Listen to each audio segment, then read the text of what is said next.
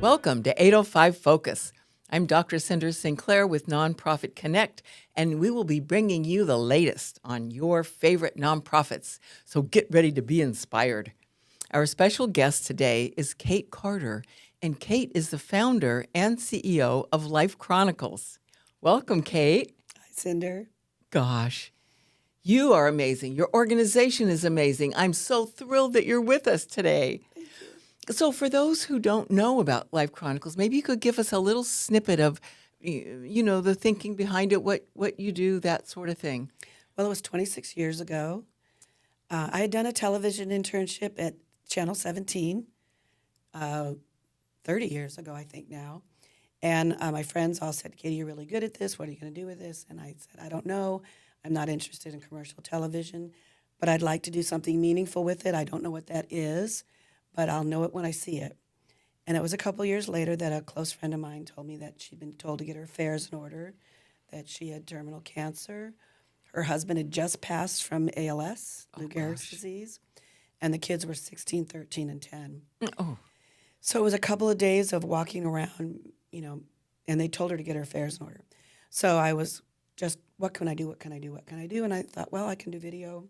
I called her and I said, Terry, I want to sit you in front of a camera, and I want you to tell the children everything you want them to know for the rest of their lives. And that's how it all started. And then the day she passed, a few months later, I called Gail Rink, who at that time had been years as the director of hospice, and Tom Rollerson from the Dream Foundation, said, this is what I'm going to do. And we started as a nonprofit because we didn't want anyone ever to not be able to afford it. Mm-hmm. Too important. So you go all over the country? We've done 435 cities now, 41 states. We've done 2 in the UK and 5 in Canada so far. And you are just traveling hither and yon constantly. People call you. You don't go out beating the bushes. People call you or contact you. Right. We don't market this. We have a website, and that's it. Mm-hmm. But what happens is once people know about us, hospices, we've done over 80 families for Dana-Farber Cancer Center at Harvard in Boston, in the New England area. We've done Stanford Cancer Center, the Kimmel Cancer Center at Johns Hopkins, all over. And then a lot of times people are in a support group that hear about us, of maybe breast cancer patients or whatever.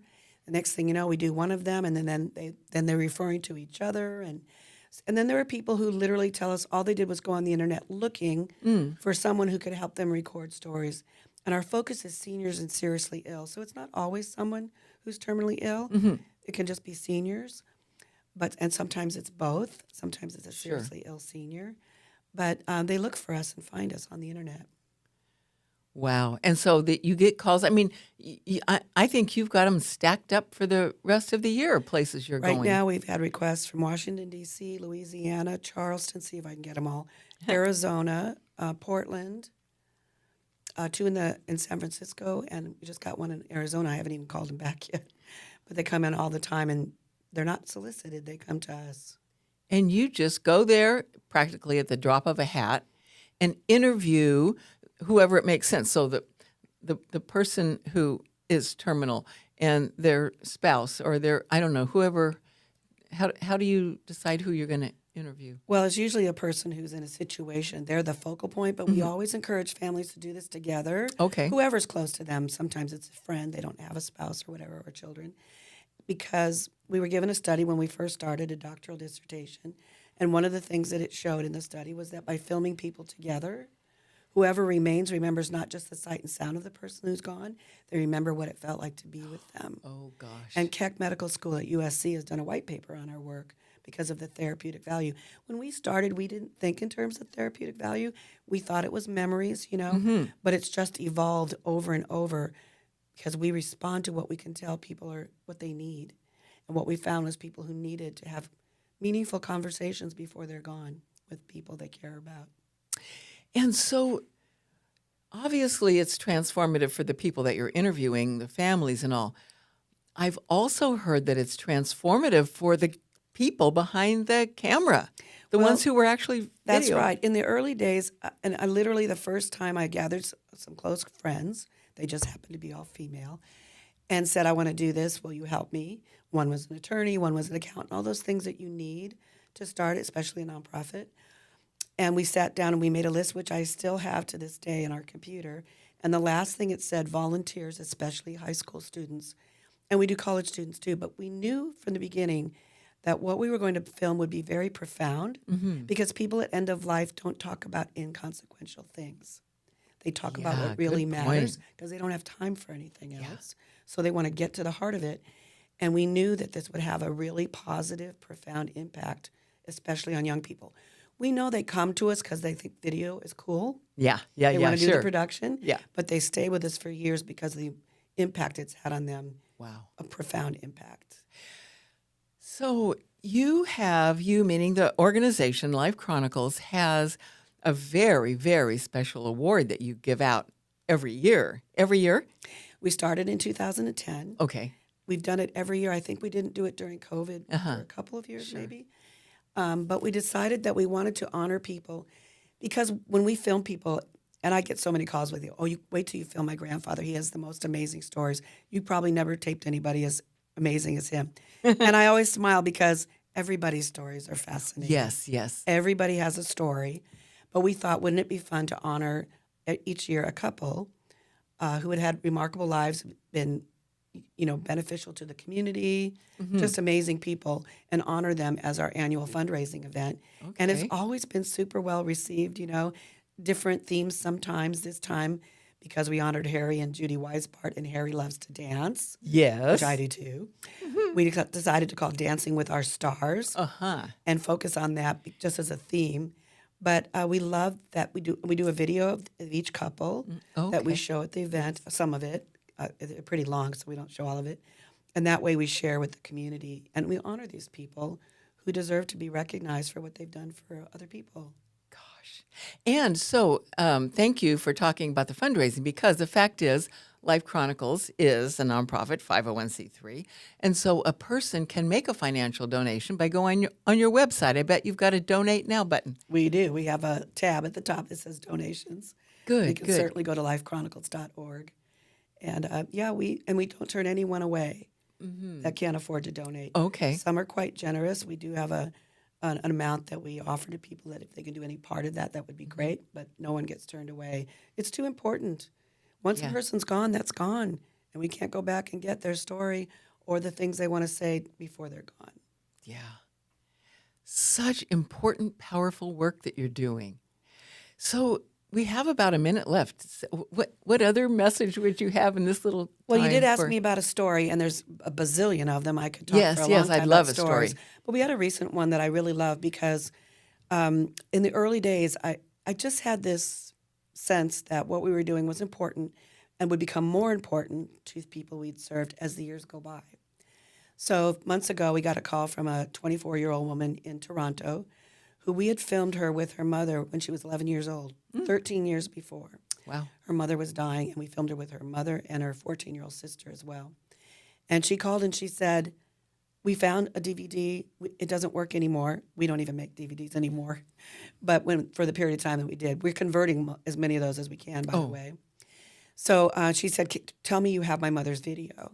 And I said, we keep everything. We've always archived everything. So we have almost 2,000 videos that are archived. So I told her I'll put it in the computer. We'll turn it into a link for you and get it to you. And other things happened that were really cool. But she called me back after she got it. She said, you have no idea what this means to me. I said, honey, I've been doing this for 26 years. I know exactly what it means to you. And she laughed and she goes, yeah, you do. Oh, that is a beautiful story. But we did say that, I said it in the beginning, I think it'll be years before we fully realize the impact of what we're doing. And now it's happening more and more. Kate, thank you for your profound, amazing work that touches the lives of so many people. We really appreciate all that you're doing and for coming on our show to tell us about it. It's always a pleasure, Cinder. And so we're going to take a little break, and when we come back, we're going to bring the woman who received the most recent Remarkable Life Award, she along with her husband, and we'll be right back. Welcome back.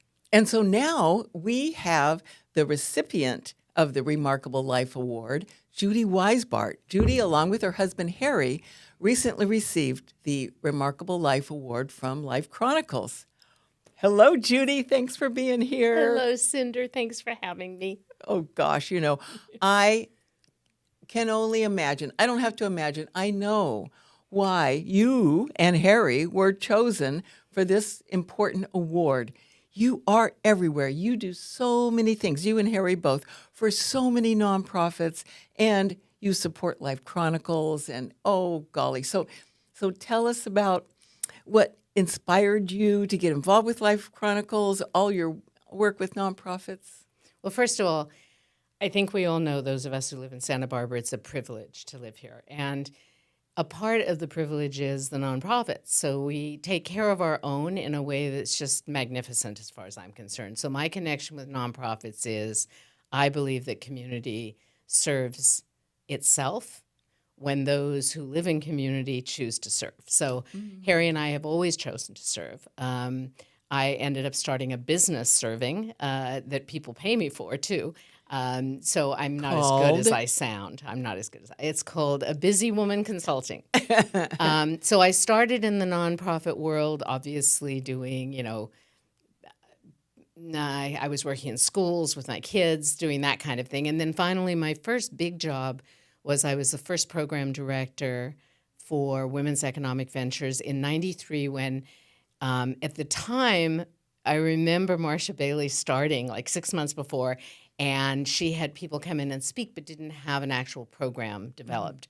So I was honored to be able to work with her to develop that program, which now, years later, is one of the most important organizations. Yes, it is.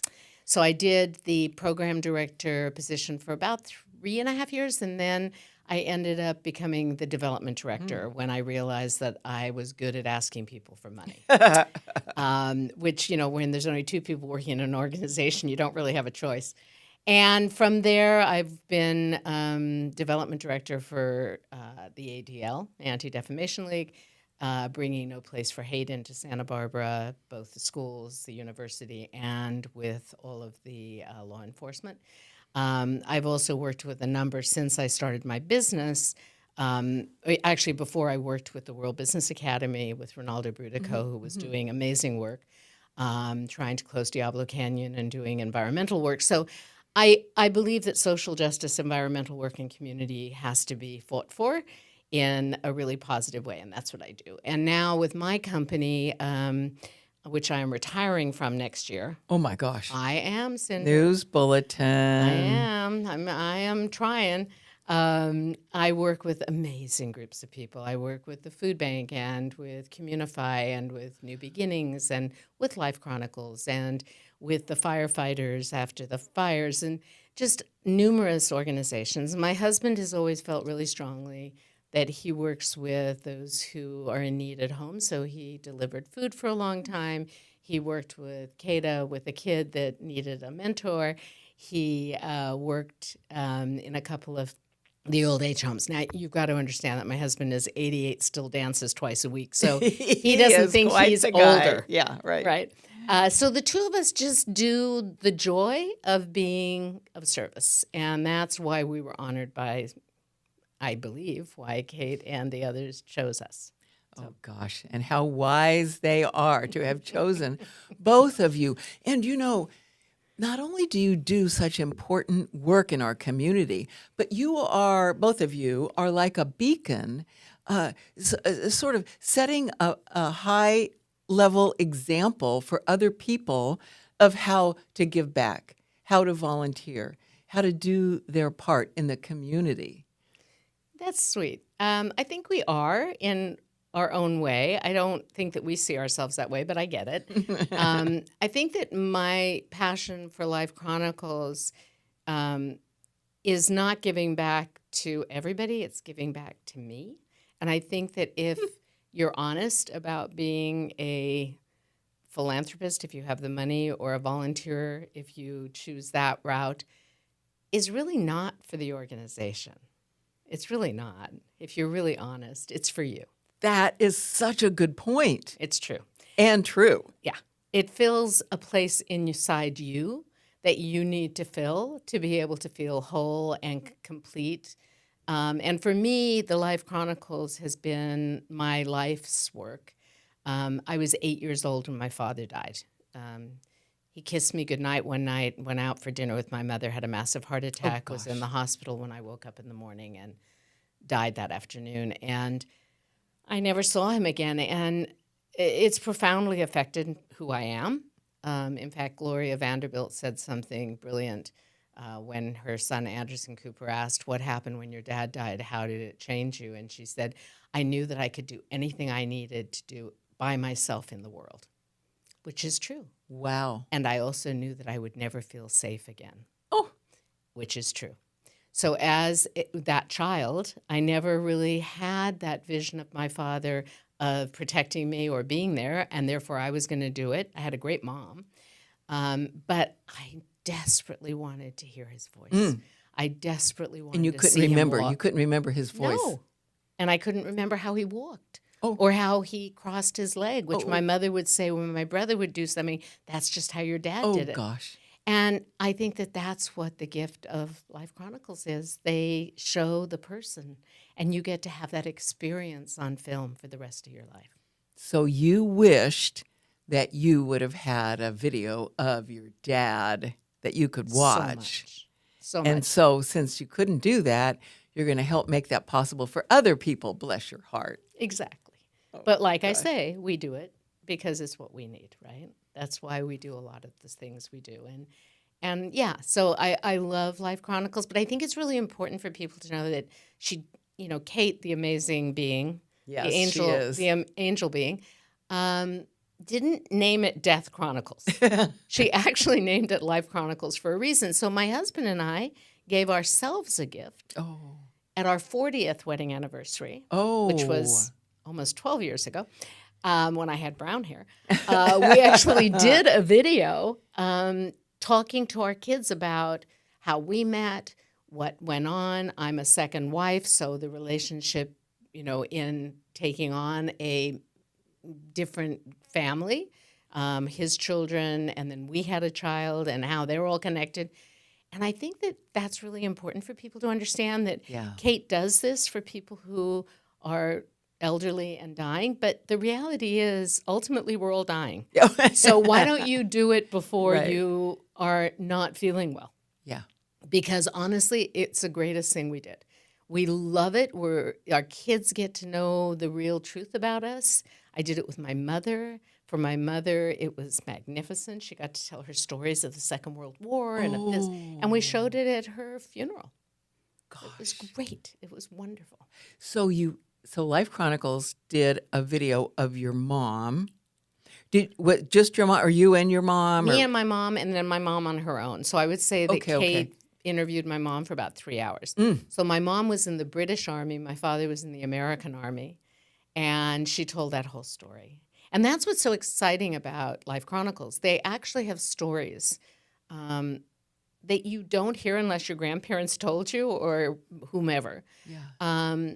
That I think can educate our children on a really deep spiritual, emotional level, in the same way that I wish I could have seen my father and heard him. Yeah.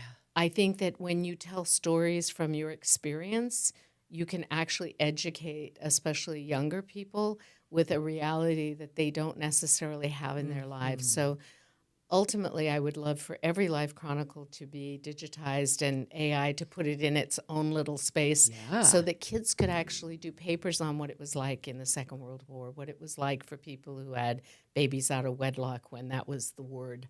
Yes. What it was like to have abortions, what it was like to have, a father who died when you were 8. Yes. Those experiences for children are not discussed, but they're told. And if they're told and they are registered on film, you're doing great gifts for the future.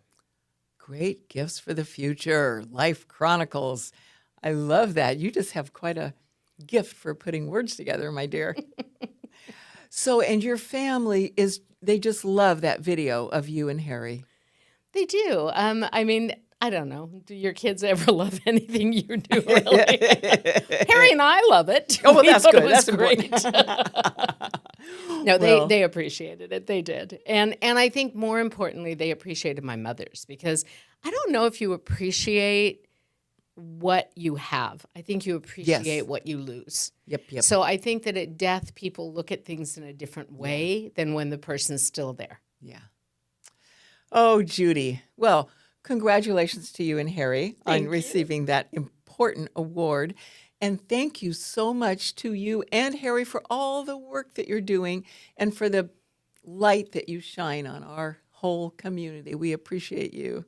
I feel the same way about you, Cinder, because without you, there would be no light on us. Oh. And at everything I've ever been to that you and I have been to, you two have been the ones dancing with Harry and I more than anyone else. So well, you two are get fun an to A. dance with. Well, thank you for coming on our show and sharing your story. Thank you. And thank you for joining us on 805 Focus, and we'll see you next time.